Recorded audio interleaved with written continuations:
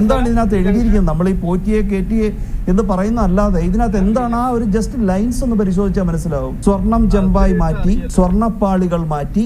ഇത് ബഹുമാനപ്പെട്ട ഹൈക്കോടതി പറഞ്ഞ കാര്യമല്ലേ, കേസെടുത്തതല്ലേ. ശാസ്താവിന്ധന ഊറ്റി. ബഹുമാനപ്പെട്ട ഹൈക്കോടതി പറഞ്ഞില്ലേ അയ്യപ്പന്റെ സ്വർണ്ണമാണോ എടുത്തോണ്ട് പോയതെന്ന് ചോദിച്ചില്ലേ? സ്വർണം കട്ടവൻ ആരപ്പ? സ്വർണം കട്ടോണ്ട് പോയില്ലേ? അതുകൊണ്ടല്ലേ അകത്ത് കിടന്ന് ജയിലിൽ കിടന്ന് വാസുവും സഹസഖാക്കളും എല്ലാം കിടന്ന് അനുഭവിക്കുന്നത്. ലോഹം മാറ്റിയത് ആരപ്പ? ലോഹം മാറ്റിയില്ലേ? ഇതിൽ ആർക്കാ സംശയം? ഇതിനകത്ത് എവിടെയോ ഒഫൻസ്? സഖാക്കളാണ് അയ്യപ്പ. സഖാവ് എന്ന് പറഞ്ഞു കഴിഞ്ഞാൽ ഫ്രണ്ട്, സുഹൃത്ത്. സഖ എന്നുള്ളത് ഒരു സാൻസ്ക്രിറ്റ്, എറ്റിമോളജിക്കലി ഒരു സംസ്കൃത പദമാണ്, സുഹൃത്ത്. ഇതിനകത്ത് CPM എന്നോ കോൺഗ്രസ് എന്നോ അങ്ങനെ ഒരു പാർട്ടിയെയും BJP ഒരു പാർട്ടിയെയും ഇവിടെ പരാമർശിക്കുന്നില്ല. സ്വർണ്ണപ്പാളി മാറ്റി, എല്ലാവർക്കും അറിയാം. സ്വർണ്ണപ്പാളികൾ മാറ്റി.